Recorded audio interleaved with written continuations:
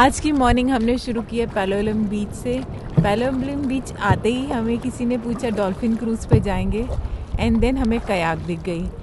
मैंने पहले 2 बार कयाकिंग करी है, पर दिस समंदर के अंदर कयाकिंग का एक्सपीरियंस मुझे लेने का बहुत मन था, and I tell you it did not disappoint me. हमने जब स्टार्ट किया था तब कैमराज अलाउड नहीं थे, क्योंकि वो कह रहे थे कैमरा एक बार वेव चली जाए उसके बाद जब वेव के अंदर से हम कयाक लेके आते हैं ना, it is too good experience and now the view is super awesome और this is a lovely experience. हमें 1 घंटे का टाइम दिया है and he charge $300 per head, so we were good. हमें तो मज़ा आ रहा है। And the best part I will tell you again is जब कयाक समुंदर की लहरों को काट के समुंदर के अंदर घुसती है ना, वो सबसे अच्छा पार्ट होता है कयाकिंग का। And this is one of the kind experience. मैंने 2 बार कयाकिंग स्टेल वाटर में की है, पर दिस इज़ अ मूविंग समुंदर, तो ओहो मज़ा आ गया।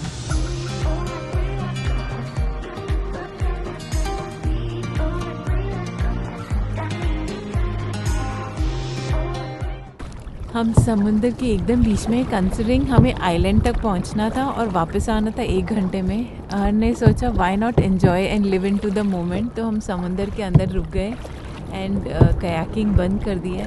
It's a lovely experience. It is a little strenuous thing, क्योंकि यू गेट टायर्ड कयाकिंग। वो अपना पेडलिंग करते करते, हैंड पैडलिंग है वो करते करते, you get a little tired, but otherwise it's such a lovely experience and it is the safest form of boating, क्योंकि वो बना ही फाइबर मटेरियल का होता है जो पानी में सोक नहीं होता। To be safe we are still wearing our jackets, so we are good and we are really enjoying this moment. अभी हम टर्न लेके वापस जा रहे हैं।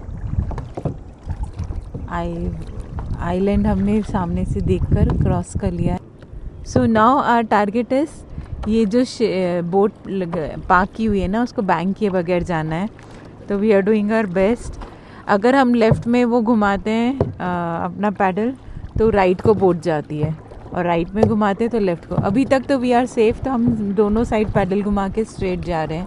This is it guys. हम बीच में समुंदर के फुल ऑन मज़ा ले रहे हैं। The sun is shining over at us और वो इतना प्लेजेंट लग रहा है ना। Early morning, we were here by 6:15, 6:30 and we are in the middle of the ocean enjoying the best of our life, kayaking.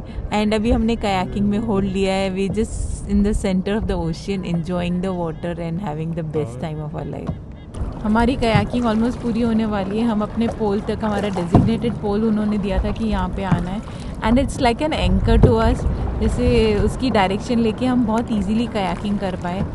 तो बस हमारी अभी फाइनल राइड पूरी होने वाली है और हम लहरों के बीच में जाने वाले हैं, and I wanted to show you that experience. तो चलो आपको लहरों का एक्सपीरियंस, लहरों में जब कयाक जाती है तो कैसा लगता है वो दिखाती हूँ। एंड यू नो, बुरा लग रहा है, we are tired and exhausted. It takes a lot of effort to drive this kayak, लेकिन ख़त्म हो रही है तो अच्छा नहीं लग रहा, because we were enjoying it so much. It's easier now because waves हमारी डायरेक्शन में जा रही हैं। आते वक्त it was more scary.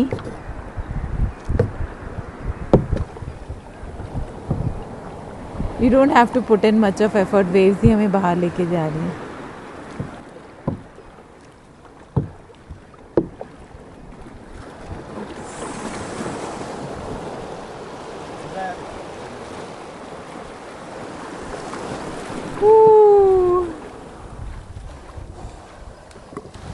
My feet and hand are all exhausted. It is taking an effort to stand on the sand, but I think I'm good and it was a fun-filled experience. Game over, and then he's parking it back to its position. Kayaking करके we were so exhausted कि we treated ourselves with a cup of tea and half of vada pav. Tea is extremely sweet. वो glucose spike दे रहे हैं ताकि हम ज़्यादा और मेहनत करें और वॉकिंग करें, बट इट इज़ गुड।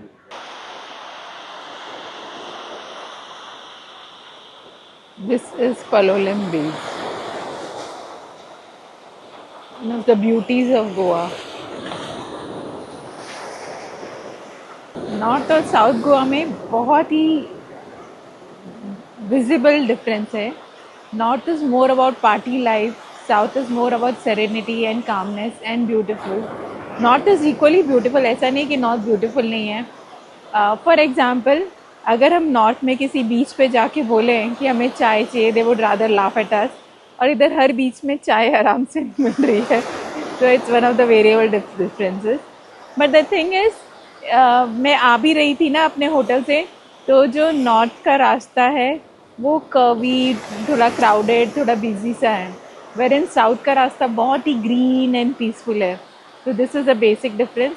हमारी कयाकिंग हुई, बहुत मज़ा आया.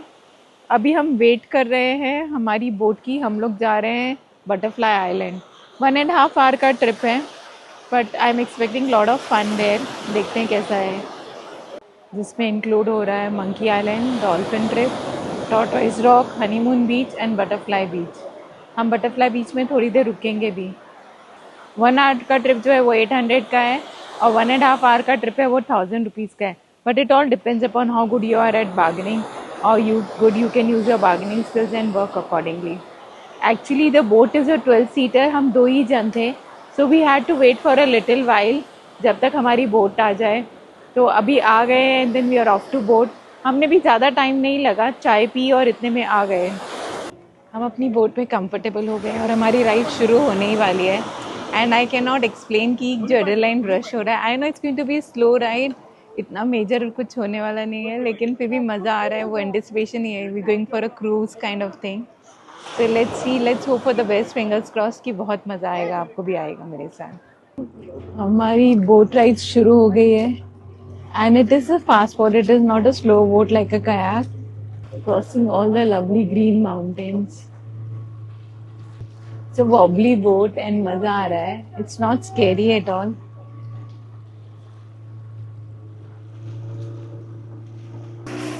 I'm in the boat and doing some मस्ती with the water. And I'm having fun.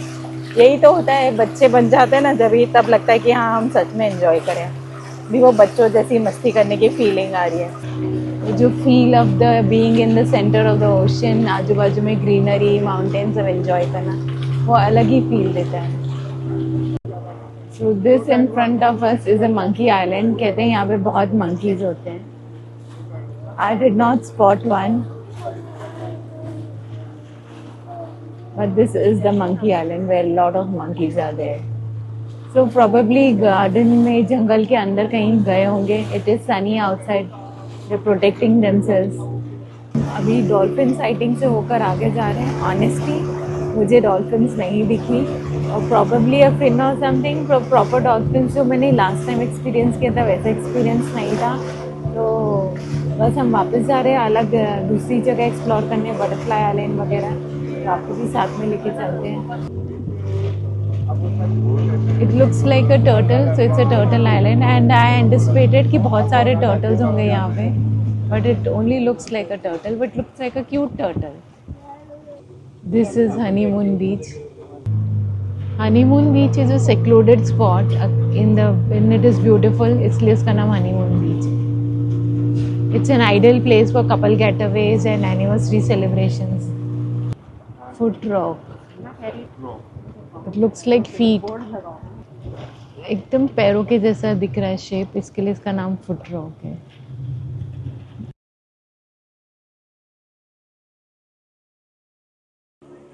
सो ये शेप ऑफ द आइलैंड है ना, बटरफ्लाई की है. You can see the wings, इसलिए इसे बटरफ्लाई आइलैंड कहते हैं. और यहाँ पे बहुत कम टूरिस्ट हैं, बिकॉज यहाँ पे waiting time he half an hour है. तो हम भी आए हैं यहाँ पे, थोड़ी देर घूमेंगे और एंजॉय करेंगे. So here we are at the butterfly island. I am enjoying my wings with the island. और इसका नाम बटरफ्लाई इसीलिए पड़ा क्योंकि इसके विंग्स बन जाते हैं माउंटेन्स के. और एकदम छोटा सा स्पॉट है पूरे बीच के बीच में.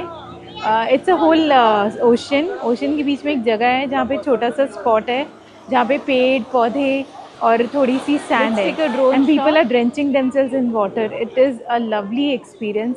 आई think highlight of this tour is this butterfly beach. बहुत मज़ा आ रहा है. ऐसे लग रहा है जैसे एंड ऑफ द वर्ल्ड है, बस इसके आगे कुछ नहीं है. पर थोड़ा सा आप आगे जाओ तो आपको रियलाइज़ होगा कि इतना वास्ट समुंदर है, पूरा होराइजन बड़ा पड़ा है. Look at the vast horizon around us. Amazing mysteries of nature, no?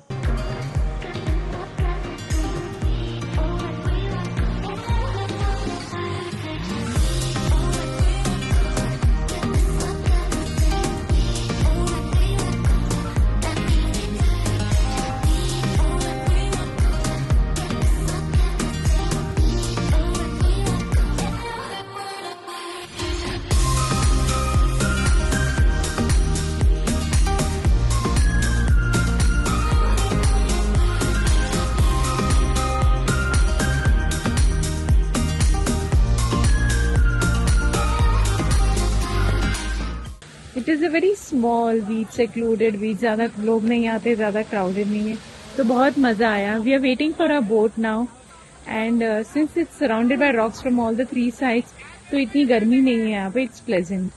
I am soaking in the breeze of the ocean. हमारा टूर ऑलमोस्ट खत्म हो गया, जस्ट हेडिंग बैक होम, पर बहुत मज़ा आया. You can always get an extra pair of clothes ताकि आप बटरफ्लाई बीच में आराम से एंजॉय करो, सोक इन करो. The whole experience is getting wet and enjoying. आप kayaking में गीले होते हो, आप बटरफ्लाई बीच में गीले होते हो, तो उसी का मेन मजा है. I was just soaking in the ocean breeze. It was so nice and pleasant. हमारा टूर खत्म हो गया, but it was such a nice one. I wanted it to continue. Ocean की गोद में बैठे हुए थे, इतना अच्छा लग रहा था.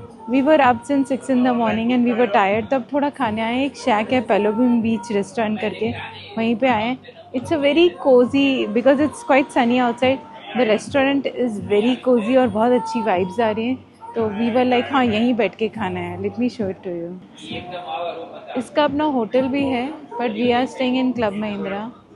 But this restaurant is nice. It's a very good beach snack. It's not extravagant like the cafes in North Goa. यहाँ पे shacks, humble shacks ही हैं. And they are more or less concentrating more on food and less on looks, but this one is a decent looking and very cozy. बहुत warmth है यहाँ पे, बहुत अच्छी cool हवा आ रही है, पंखे चालू हैं. So I'm at a happy place now and waiting for my food to arrive. ये थोड़ा exterior garden ही है.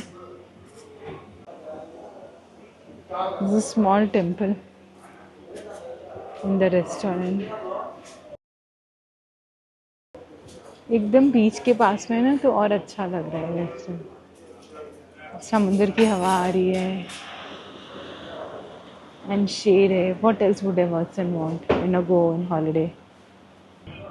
हमारा ब्रेकफास्ट आ गया है. Humble breakfast is aloo paratha with curd and a cup of tea. So I am a happy girl now. हम पालोलिम बीच से Mallikarjun temple जा रहे हैं, जो पालोलिम बीच से 7.5 किलोमीटर है. एक्चुअली साउथ गोवा का सभी रास्ते बहुत ही सुंदर हैं, पर ये वाला कुछ स्पेशल ही है. Look at the exterior guys. Mountains की बैकग्राउंड है. लोकेशन तो देखो गाइस कितनी सुंदर है. पूरा साउथ ऑफ गोवा पूरा ग्रीन है और इतना सुंदर है. आप कहीं भी चले जाओ, आपको ग्रीनरी और अच्छा रास्ता दिखेगा. हम ऑलमोस्ट पहुंच गए हैं Mallikarjun temple. Mallikarjun temple. Look at the view guys.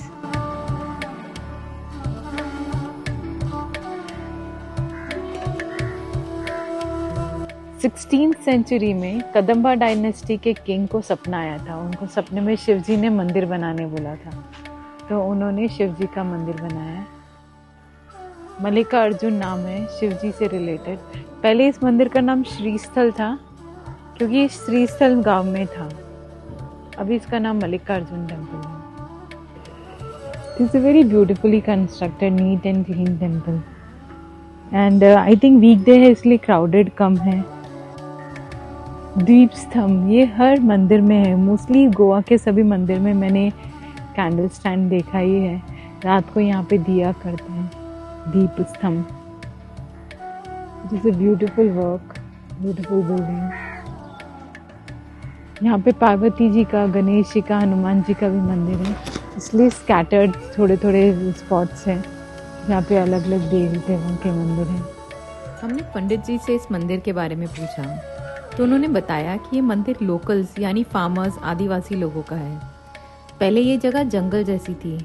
Farmers यहाँ पे खेती कर रहे थे, अपना हल चला रहे थे, तो उनके पहिए में कुछ अटक गया.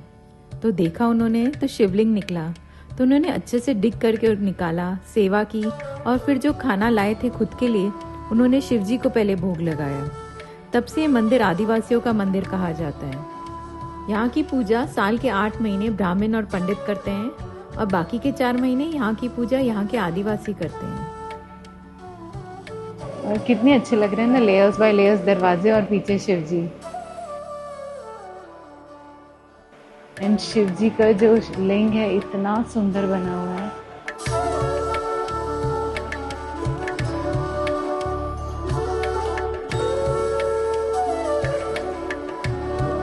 ओवर द इयर्स बहुत रिस्टोरेशन हुई है मंदिर में, but this design is out of the world, it's a classic on its own. Effort has been put to maintain this temple and it deserves it because ये बहुत अच्छा बना हुआ है।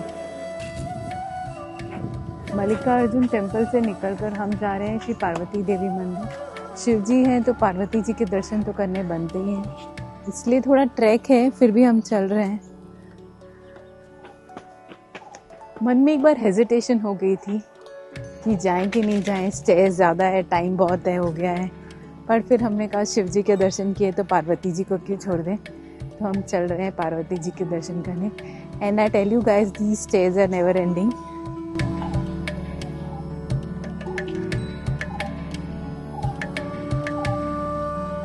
इतने नेचुरल एनवायरनमेंट के अंदर ये मंदिर है ना, बहुत ही पीसफुल है and there hardly any people here, तो और अच्छा लग रहा है।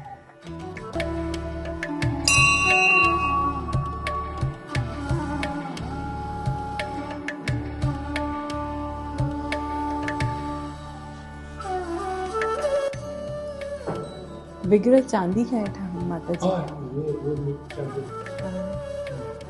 अभी यात्रा हो गई ना, ईस्टर में बताया। अच्छा, बहुत सुंदर लग रहा है।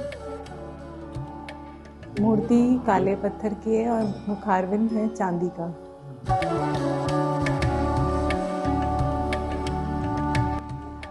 On the whole I am very glad कि हम आए।